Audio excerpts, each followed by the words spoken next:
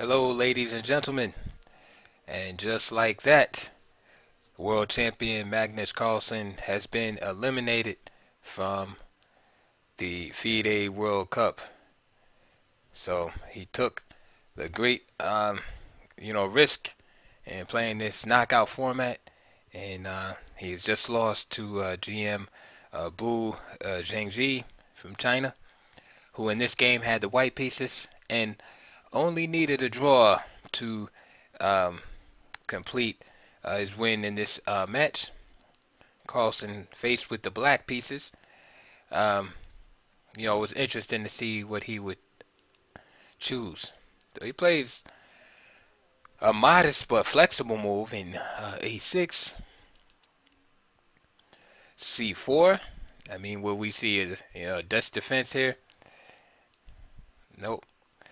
Let's see d5, and we see this Queen's Gambit decline position arise on the board. c6, and this seems like really solid for Magnus, especially in a must-win situation. But I think Bull's choice of the English with c4 was very smart, because he can basically keep black, from choosing dynamic options, against this. Perhaps Carlsen had to dig deep and go for a King's Indian defense or something like that. So knight bd7, queen c2. Again, Bull is not taking any real chances. But here we can see Magnus just keeps the pieces on the board and hopes that something will happen. So he develops naturally, but again, that's just not going to be enough here. And Boo trades off a few pieces.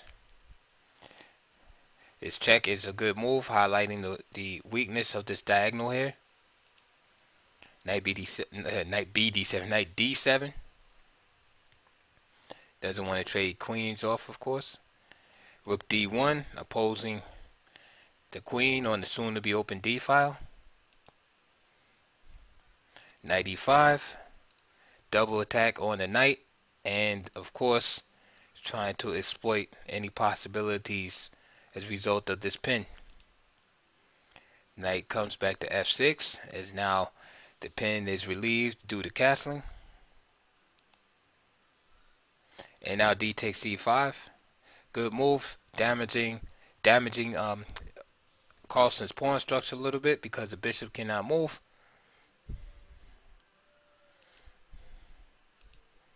And now a good move by Xiangzhi again, because now forces a trade of another pair of minor pieces.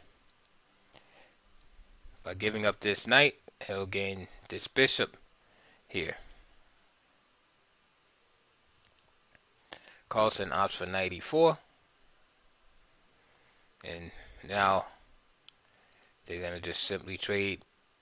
Sorry, I didn't mean to highlight the white rook. They're simply going to trade rooks though. So rook takes d6.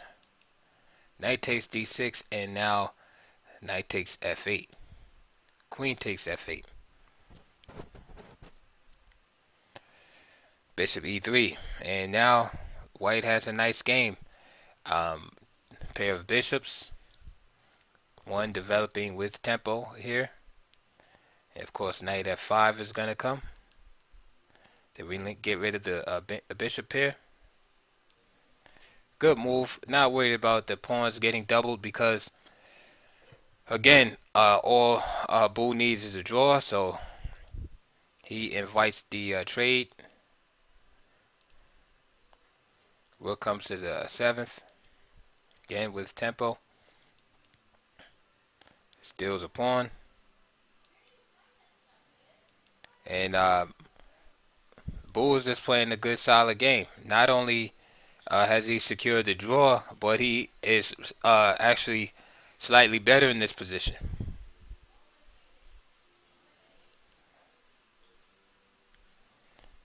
Queen f6.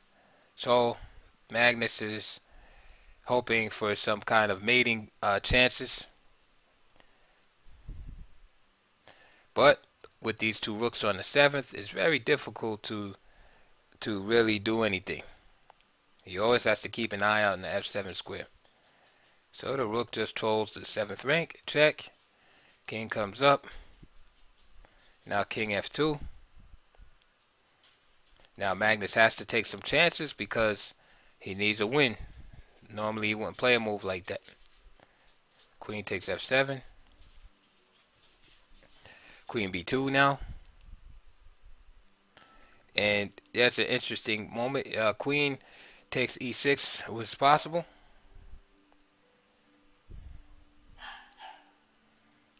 And then Magnus probably had this idea of playing bishop to d3.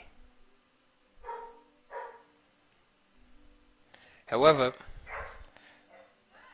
white has a nice resource and rook takes g7 here. And if king takes g7, queen d7, queen d7, check, h8, and queen d3, and white is better and has a whole bunch of pawns to boot.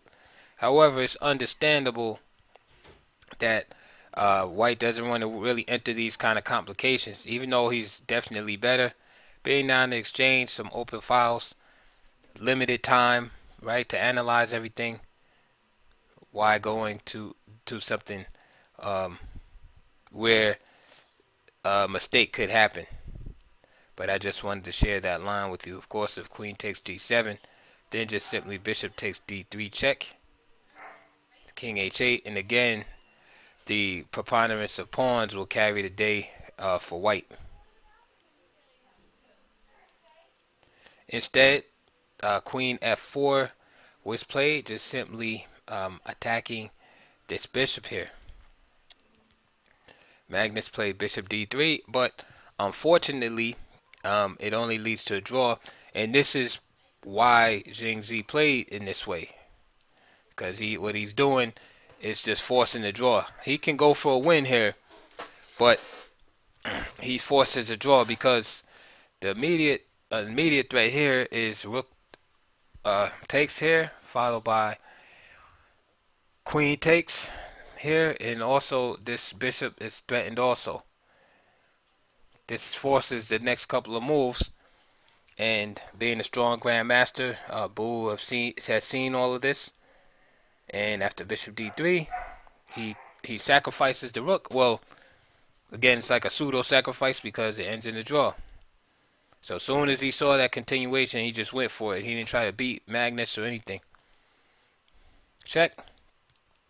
Check. And the players agreed to a draw because it's just going to be perpetual at the king f7 and queen f4, check, king e7, queen c7, and so on and so forth. King f6, there's no way to escape all of these checks. Of course, if the king ever goes to the 8th rank, then this rook will be picked up with check. So that was it, and just like that, the tournament is over for Magnus Carlsen. So it's going to be exciting. So, but I just wanted to give you that quick update, and I'll see you in the next video. I'm going to go look at the rest of this Kramnik Ivanchuk game. Alright, talk to you guys later.